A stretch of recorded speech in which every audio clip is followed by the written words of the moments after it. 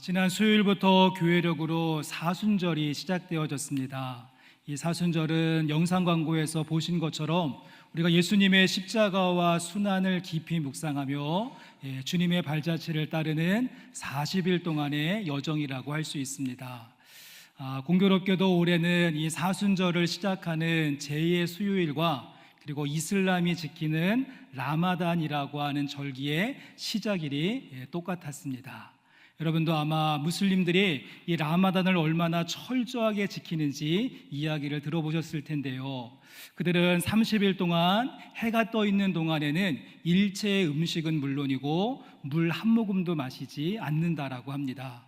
모든 상점과 식당들의 문을 닫고 회사도 단축하여서 일을 한다라고 하는데, 성도 여러분, 이처럼 참된 진리와 구원이 없는 그 종교를 믿는 그들도 그토록 지나치게 경건의 생활에 힘쓰고 있는데, 복음이신 예수 그리스도를 따르는 이 십자가의 여정, 우리가 조금 더 분발해야 되지 않나라고 하는 생각을 갖게 되어집니다.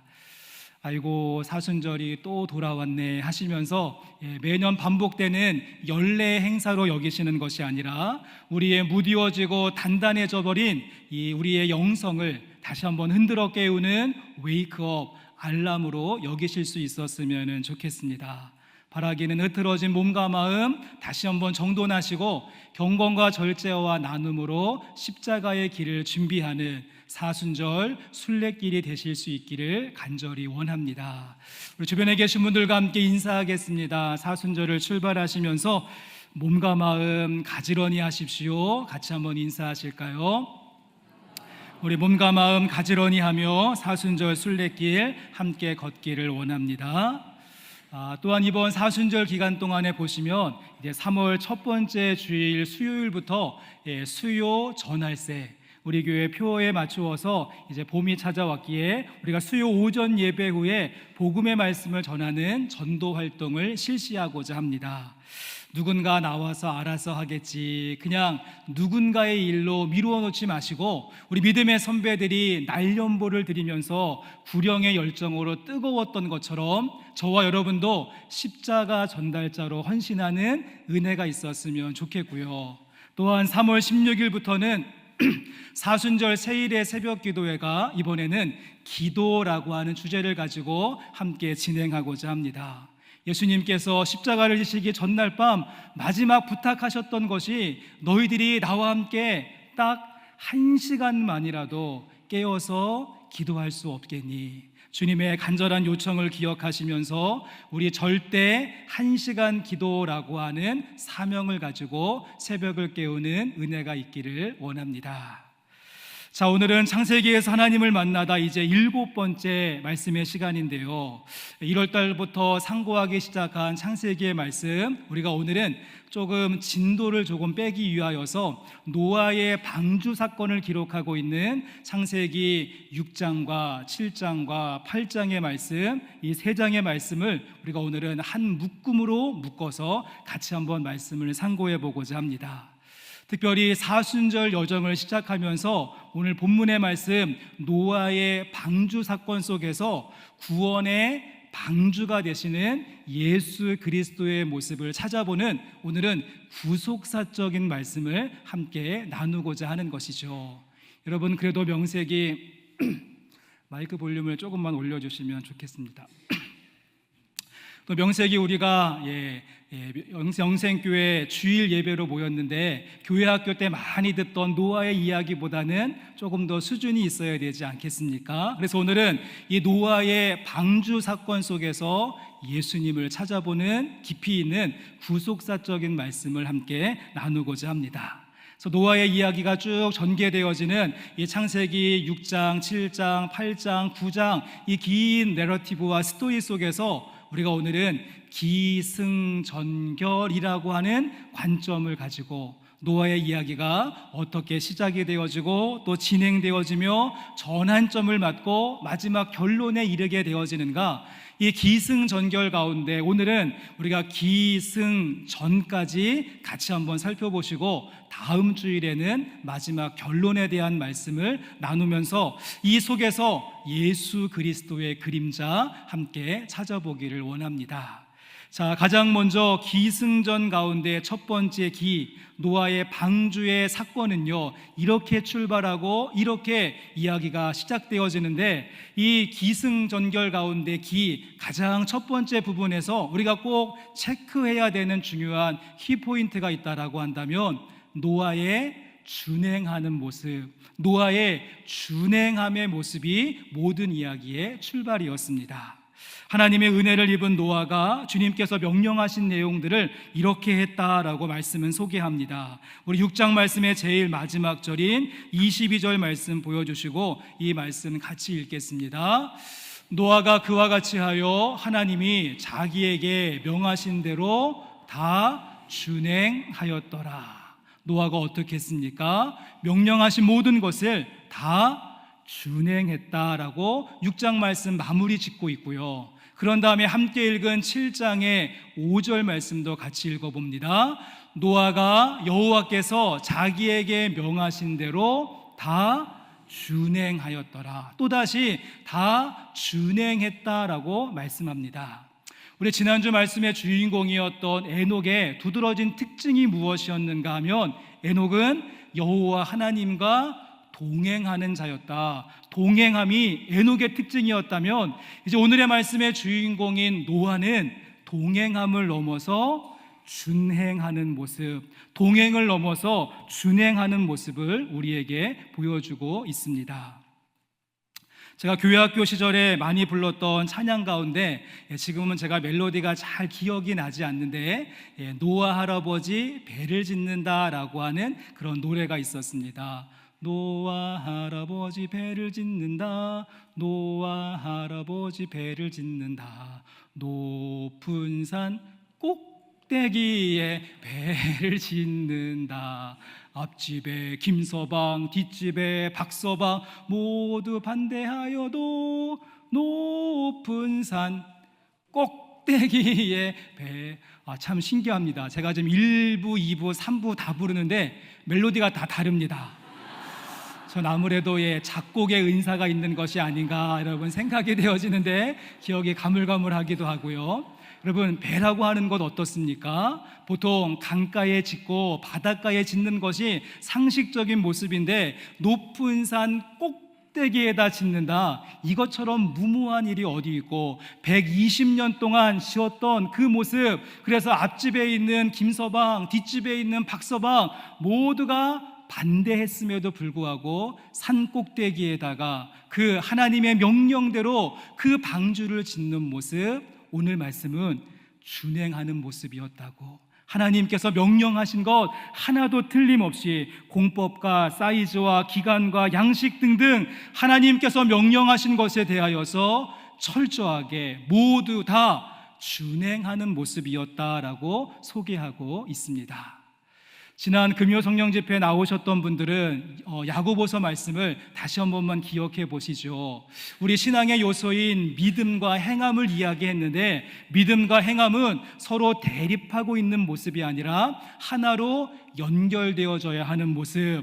야고보가 이야기하기를 만일 사람이 믿음이 있노라 하고 행함이 없으면 무슨 유익이 있으리요. 이와 같이 행함이 없는 믿음은 그 자체가 죽은 것이라. 영혼 없는 몸이 죽은 것 같이 행함이 없는 믿음은 죽은 것이다. 여러분, 지난주 금요 말씀의 핵심이지 않았습니까?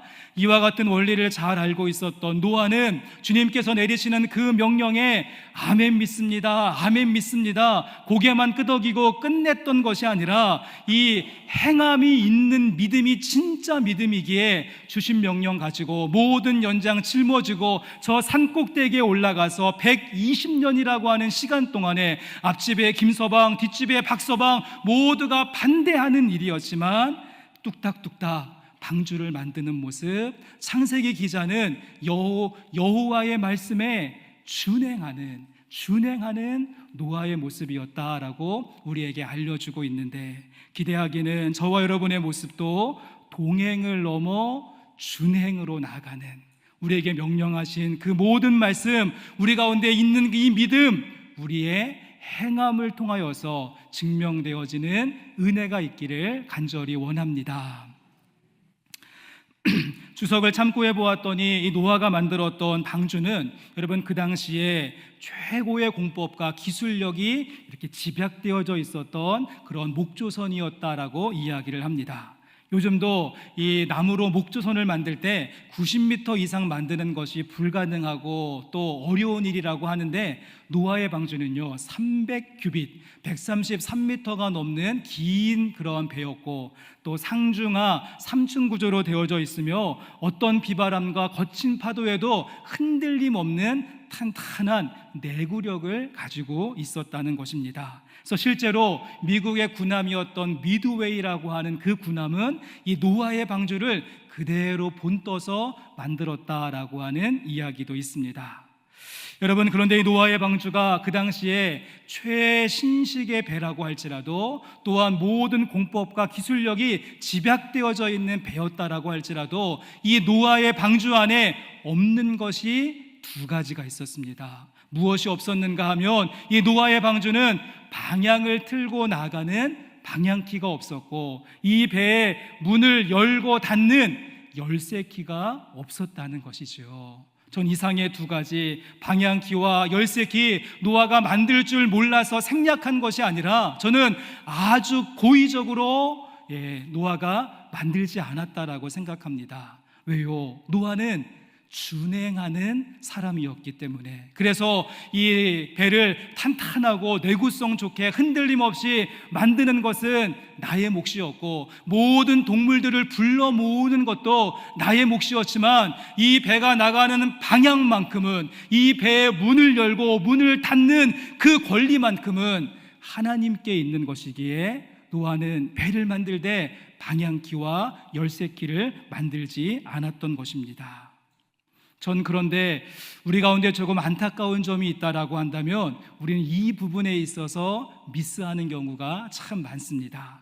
우리는 120년 동안 배를 만드는 그 인내함의 시간은 좀 하나님께서 해주셨으면 좋겠다라고 생각을 하고, 마지막 결정적인 순간에 방향키를 잡는 것은 내가 한번 핸들링 하려고 하는 고집스러운 모습이 우리 가운데 있지요. 제가 한번 돈을 예를 들어 본다면, 하나님은 돈은 열심히 너가 벌어라, 돈은 너가 벌어. 그런데 그렇게 열심히 수고롭게 번 돈, 이제 하나님의 선교를 위하여서 어려운 이웃들을 섬기는 곳에 우리 한번 써보자, 우리에게 디렉션을 주시는데, 우리의 모습은 반대입니다. 주님, 돈 좀 많이 벌게 해주세요. 30배, 60배, 100배로 뻥튀기 되어지는 축복을 주십시오. 그런 다음에 이 돈을 어디에 쓸 것인지, 어떻게 사용할 것인지 하나님 참견하지 마시고 간섭하지 마십시오. 방향키는 내가 꽉 붙잡고 내 고집대로 하려고 하는 모습이 우리 가운데 있지 않습니까? 제가 오늘 설교를 구속사적인 관점으로 한번 생각해 보자라고 말씀을 드렸는데, 여러분 두란노에서 나온 1:1 제자 양육이라고 하는 책이 있습니다. 이 책의 첫 페이지를 피면 제일 먼저 배우는 그림이 하나 있죠. 한번 보여주시면, 이렇게 생긴 배의 방향키를 쭉 안내하면서 우리의 인생은 어떠한 인생인가, 저 가장 가운데 누가 있습니까?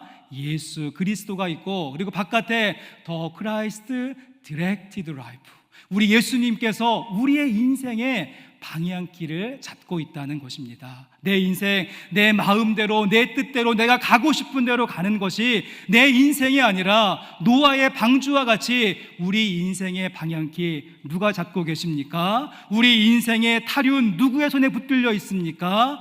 예수 그리스도의 손에 붙잡혀 있는 줄로 믿습니다. 또한 성도님들께서 새해 기도 제목으로 내어주신 기도 카드들을 제가 쭉 보면서 기도하고 있는데, 지금 많은 분들의 기도 제목 가운데 공통점이 있다라고 한다면, 문의 열림과 닫힘을 위해서 기도하시는 분들이 참 많은 것을 보게 되어집니다. 요거는 지워주셔도 이제 괜찮습니다.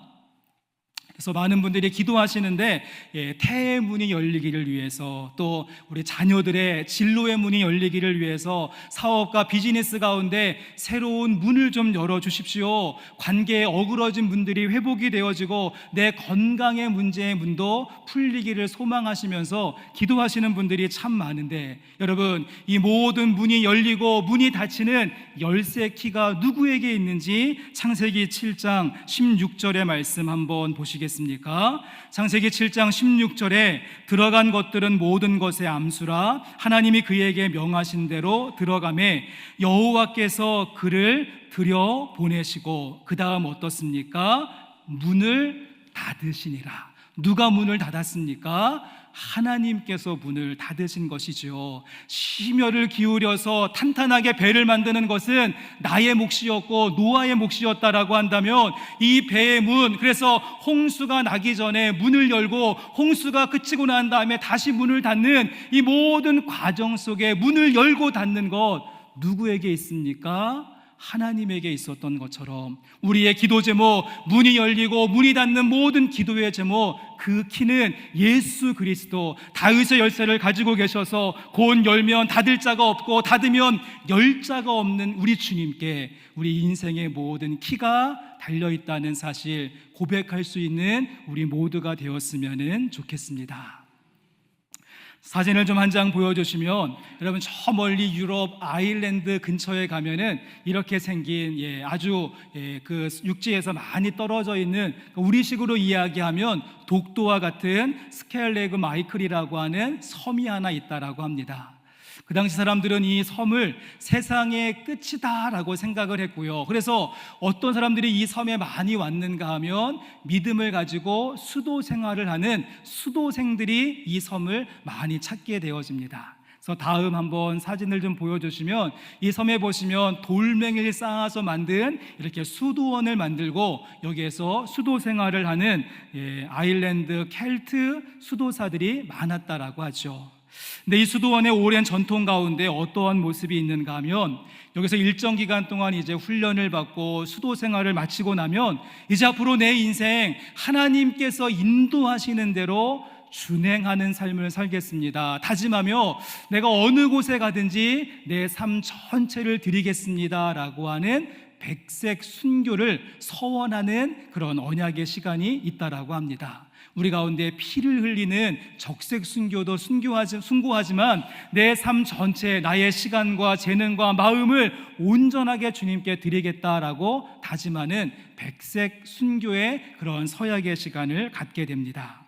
이제 그런 다음에 어떻게 하는가 하면, 오늘 본문 말씀 속에 노아의 방주와 같이 다음 사진도 좀 한번 보여주시면, 여러분 이것을 아일리시 크렌치 보트라고 하는데, 이 배의 특징은 무엇인가 하면 방향키가 없습니다. 그리고 이렇게 저 나가는 노도 없는 그러한 배. 그래서는 이 둥그러운 배에 그 모든 수도 생활을 마친, 훈련을 마친 수도생이 여기에 타고는 어떠한 다짐을 하는가 하면, 이제 이 배가 어느 곳으로 가든지, 어디에 가서 정박을 하고 어느 곳으로 흘러가든지 내가 그곳에 가서 이곳이 하나님의 뜻이라고 생각하며 백색 순교, 내 삶 전체를 끝까지 내어드리며 거기에서 복음 증거하고 전도자의 사명을 감당하겠습니다. 그러한 전통이 있었다라고 합니다.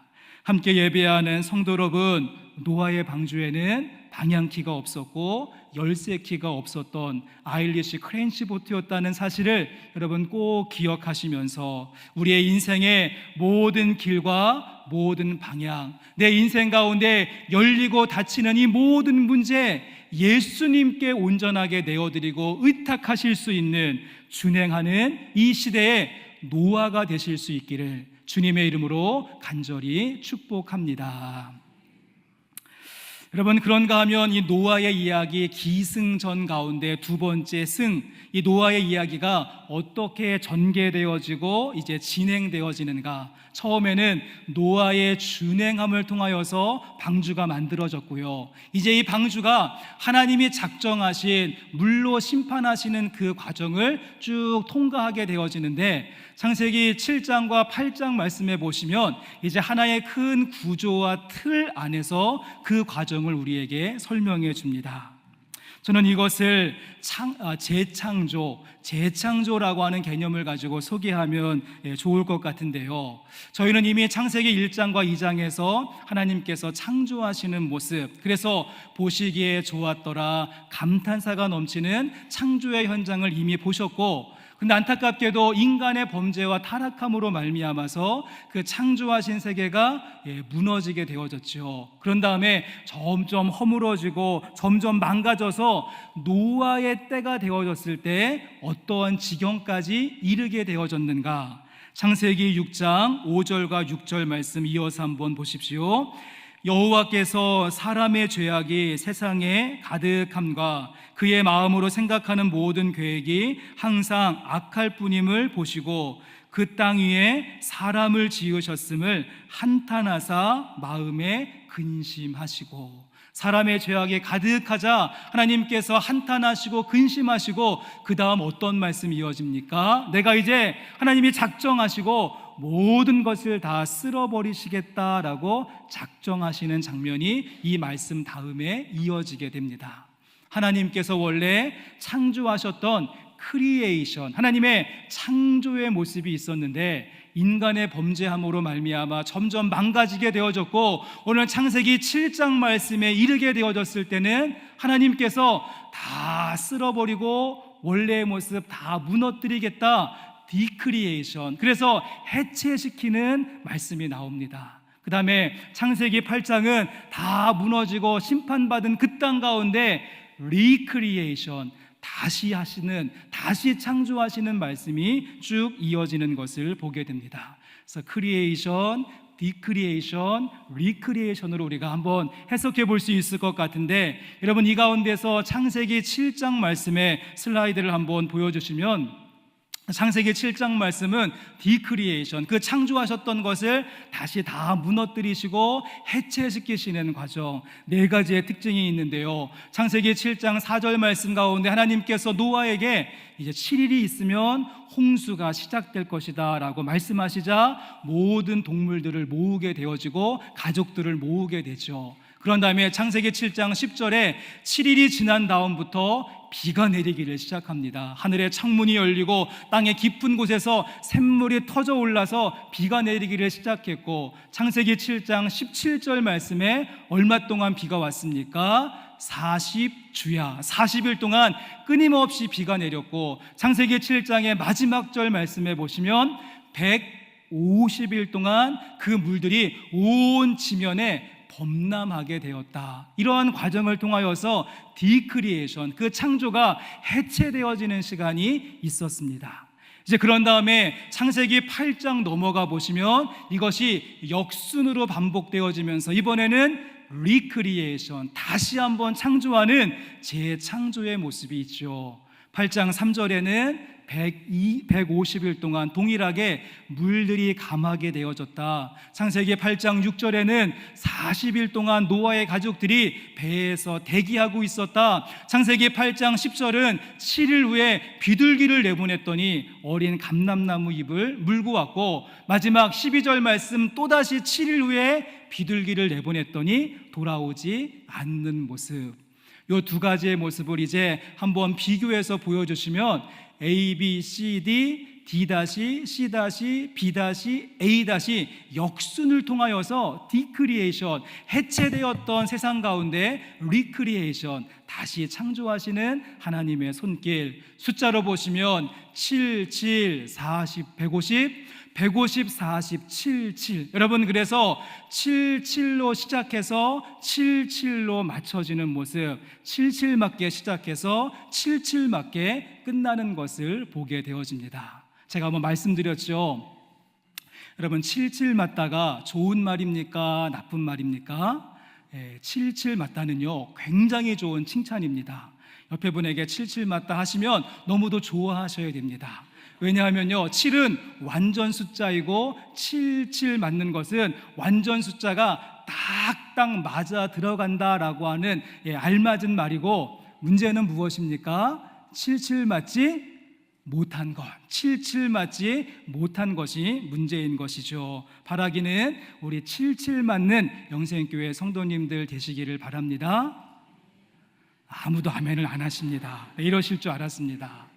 참고로 오늘 우리 10일 여선에서 오늘 선교도시락으로 비빔밥을 칠칠 맞게 잘 준비했다라고 합니다. 그래서는 7가지 나물을 잘 준비하고 거기에 고추장과 참기름 착 넣어 정말 야무지게 만들었다라고 하니까요, 오른쪽으로 비비고 왼쪽으로 비비고 영생교회 오늘 비빔밥 꼭 맛보시고 가시면 좋겠습니다.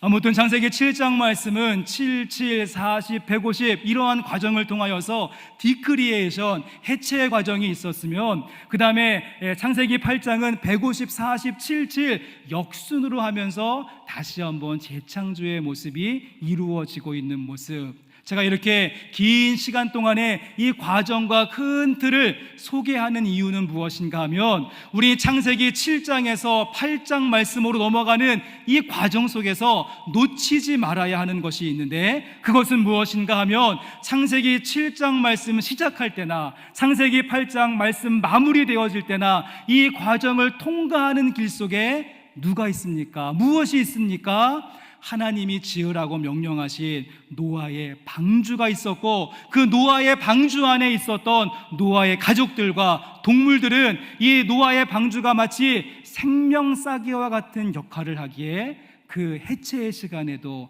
재창조의 시간에도 생명의 보존함을 받는 은혜가 있었던 것입니다.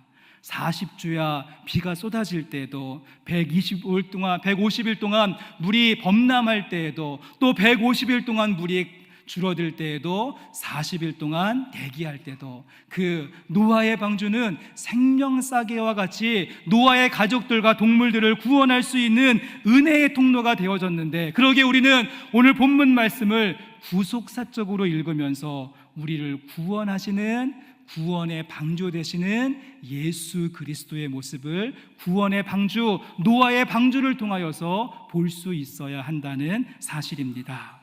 이러한 의미를 담아서 고린도후서 5장 17절 말씀 보여주시고 우리 말씀 같이 한번 읽어보도록 하겠습니다.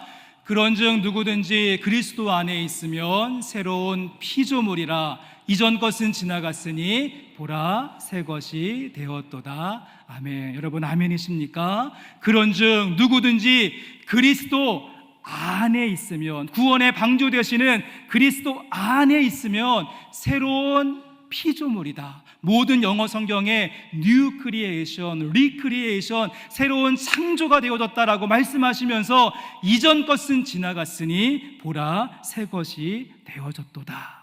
우리가 컴퓨터가 먹통이 되면 리셋 버튼을 누르듯이, 인터넷 페이지가 버벅거리면 새로 고침을 하듯이, 우리 가운데 주님께서 생명싸개와 같은 구원의 방주가 되심으로 말미암아 보라 이전 것은 지나갔으니 새 것이 되었도다.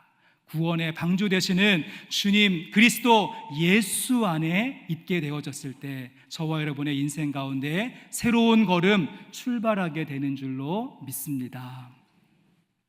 러시아의 문호였던 도스토옙스키의 일화를 잘 아실 텐데요, 이 1922년 12월 22일 도스토옙스키는 이제 사형대 위에 서게 되어집니다. 그래서 두 눈이 가려지고 손과 발이 묶여진 채 총구가 겨누어지고 이제 방아쇠만 당기면 사형을 당할 수밖에 없는 절체절명의 위기의 순간, 여러분 그런데 그때 저 광장 끝에서 말이 막 달려오면서 손수건을 흔들며 거기에 타고 있었던 왕의 특사가 멈추시오 멈추시오, 사형 집행을 멈추시오. 그래서 극적으로 도스토옙스키가 생명의 구원을 받게 되어집니다.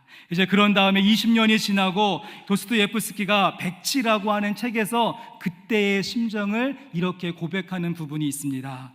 한번 보여주시면, 만약 내가 죽지 않는다면 어떻게 될까? 만약 생명을 다시 찾는다면 그것이 영원이 아닐까? 그럼 이 모든 것이 나의 것이 된다. 그때 나는 매 순간을 1세기로 연장시켜 아무것도 잃지 않고 1분 1초라도 정확히 계산해 두어 결코 헛되이 낭비하지 않으리라. 문학가에서 좀 말을 어렵게 했는데 간단합니다. 내가 죽었다가 살아났으니까 1분 1초 헛되이 낭비하지 않도록 내 인생 잘 계산하며 살겠다라고 하는 다짐일 것입니다. 저와 여러분도 구원의 방주가 되시는 예수 그리스도로 인하여서 이전 것은 지나갔으니 보라 새 것이 되어졌도다. 창세기 7장 말씀에서 창세기 8장 말씀으로 넘어오는 은혜를 경험하셨다라고 한다면, 우리 가운데 영적인 리셋 버튼과 새로 고침의 아이콘이 선물되어졌다라고 한다면, 우리의 모든 옛사람의 옷을 벗어버리고 결코 헛되이 낭비되지 않는 여러분의 인생길이 될 수 있도록 1분 1초 계산하며 정확하게 살아내실 수 있는 칠칠 맞는 성도님들 되실 수 있기를 주님의 이름으로 간절히 원합니다. 자, 이제 그렇다고 한다면 이번에는 기승전 가운데 오늘은 전까지 함께 보시겠는데요. 어떠한 새로운 전환점이 있고 이 스토리의 클라이맥스에 해당되어지는 부분을 기승전결 가운데 전이라고 하죠. 이제 8장 말씀의 끝자락에 가보시면 이 홍수 심판과 노아의 방주의 사건 속에 가장 중요한 핵심적인 클라이맥스가 여기에 있습니다. 노아가 이제 방주에서 내리고 난 다음에 여러분 제일 먼저 무엇을 했는지 창세기 8장 20절과 21절의 말씀, 2절 말씀 같이 읽습니다. 노아가 여호와께 제단을 쌓고 모든 정결한 짐승과 모든 정결한 새 중에서 제물을 취하여 번제로 제단에 드렸더니 여호와께서 그 향기를 받으시고 그 중심에 이르시되 내가 다시는 사람으로 말미암아 땅을 저주하지 아니하리니 이는 사람의 마음이 계획하는 바가 어려서부터 악함이라. 내가 전에 행한 것 같이 모든 생물을 다시 멸하지 아니하리니. 성도 여러분, 노아와 그의 가족들이 홍수 심판이 끝나고 그 노아의 방주에서 내린 다음에 제일 먼저 했던 일은 무엇이라고 이야기하고 있습니까? 리크리에이션, 새로운 창조의 시간에서 내가 이제 1분 1초 낭비하지 않고 정확하게 계산하며 살겠습니다 다짐했는데, 그와 같은 노아와 그의 가족들의 첫 번째 스텝이 무엇이었습니까? 그들은 제사하고 예배하는 현장을 우리에게 보여주고 있다는 것입니다. 전 이번 한 주간 동안에 이 말씀을 묵상하고 또 설교를 준비하는데 전 제일 고민이 많았고 잘 풀리지 않았던 말씀이 이 창세기 8장 20절의 말씀. 많은 분들이 아니 예배하는 것 당연하고 지금 모든 그 가족들이 방주에서 나와서 예배하는 것 너무도 지극히 정상적이고 우리가 본받아야 될 모습 아닌가 생각하실 텐데요. 여러분 창세기 8장 20절 말씀에 보시면 구약 말씀 가운데, 아니 이 창세기뿐만 아니라 성경 전체 말씀 가운데 처음으로 등장하는 단어가 하나 있습니다. 그것은 무엇인가 하면 번제라고 하는 말이 성경에 처음으로 등장을 하죠. 번제. 그래서 노아가 번제로 제단을 드렸더니, 번제라고 하는 말이 처음 나오고 아마 레위기 말씀을 통하여서 5가지 제사에 대한 방법, 조금 기본적인 성경 지식이 있는 분이라면 그래서 번제를 드리고 있는 노아의 모습을 보면서 우리는 고개를 갸우뚱할 수밖에 없다는 것입니다. 어떻게 본다면 지금 분위기상으로 봤을 때에는 지금 이 순간 감사제를 드리거나 화목제를 드리는 것이 맞습니다. 모든 사람들 다 죽고 우리 이 노아가 우리의 가족들 한 명도 죽지 않고 모두가 무사하게 이 홍수 심판을 거치고 우리는 살아남았다, 감사의 마음을 가지고 감사헌금 두둑히 준비한 다음에 감사제를 드리는 것이 보통의 모습이지 않을까요? 또한 이제 새로운 리크리에이션, 창조의 시간들을 시작하면서 주님 우리 한번 잘 지내보시죠, 주님 좀 잘 부탁드립니다, 이러한 마음을 가지고 화목제를 드리는 것이 더 맞을 것이다라고 생각하게 된다는 것입니다. 그런데 노아의 첫 번째 예배는 감사제와 화목제와 같은 축제로서의 예배를 드리고 있는 것이 아니라 처절한 피 흘림이 있고 속죄의 의미를 담고 있으며 분위기 엄습하고 내가 죽는 것 같은 것을 경험해야 되는 그 비장한 번제를 드리고 있는 이유는 무엇인가? 저는 처음에는 이와 같은 번제를 드리고 있는 노아의 모습이 잘 이해가 되지 않았는데 말씀을 묵상하면 묵상할수록 노아의 의도가 무엇인가를 깨닫게 되어졌습니다. 한번 생각을 해보시죠. 여러분, 모든 사람들 다 죽고 나만 살아남았다라고 생각하시고 모든 사람들 다 죽었는데 우리 가족만 무사하다라고 한다면, 교통사고가 났는데 차에 타고 있었던 모든 사람 죽고 우리 가족만 살면 와, 우리 가족만 살았다, 할렐루야, 하나님의 은혜입니다, 이렇게 이야기하는 사람, 여러분 신앙이 좋은 사람입니까? 아니면 재수 없는 사람입니까? 그렇죠, 재수 없는 사람이지 않을까요?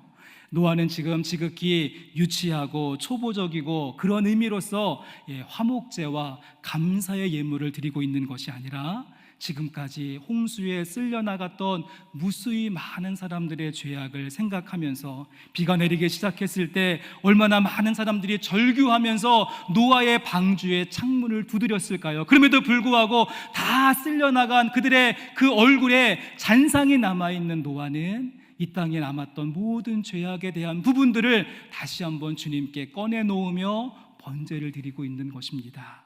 여기에 더하여서 자신도 하나님의 명령을 준행하는 모습은 있었지만 내가 완전하고 완벽하기 때문이 아니라 나에게 1.1에게 죄도 없기 때문에 내가 구원받은 것이 아니라, 그러나 노아는 은혜를 입었더라, 은혜를 입었더라, 내가 은혜로 구원받았다라고 하는 사실을 깨닫게 되어졌을 때 자신의 죄악을 주님 앞에 꺼내놓으며 그는 번제를 드리고 있는 것이 아닌가.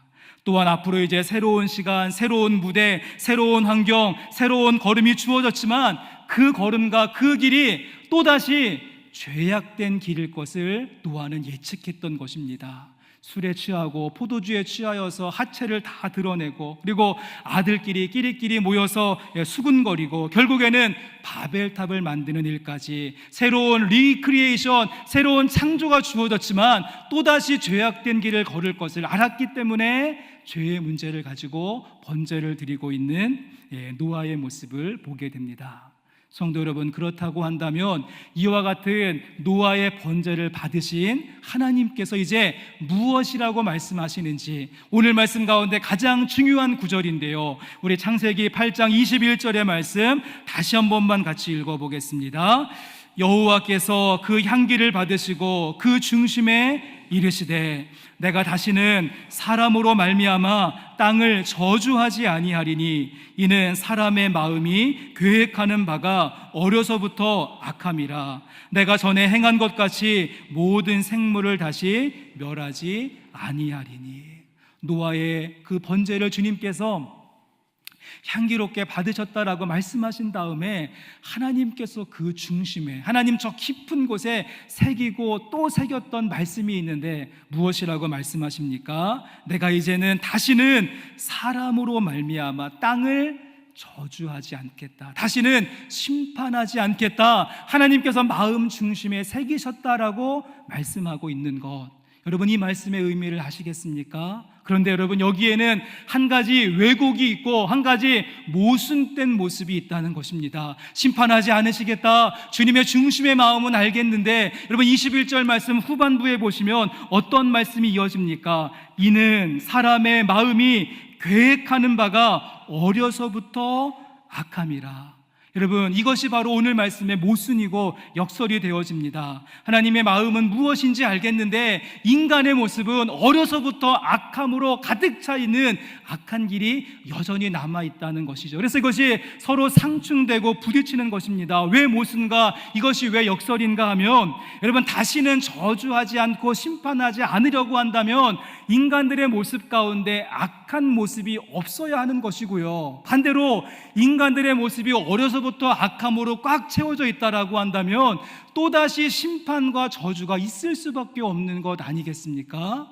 이렇게 모순되는 창세기 8장 21절의 말씀, 해결되지 않을 것 같은데 우리가 이 말씀을 오늘의 말씀의 주제 구속사적인 관점을 가지고 예수 그리스도의 시각을 가지고 오늘 말씀을 보시면 그 모순과 그 역설이 예수 그리스도의 이름을 통하여서 해결받고 이루어진다는 것입니다.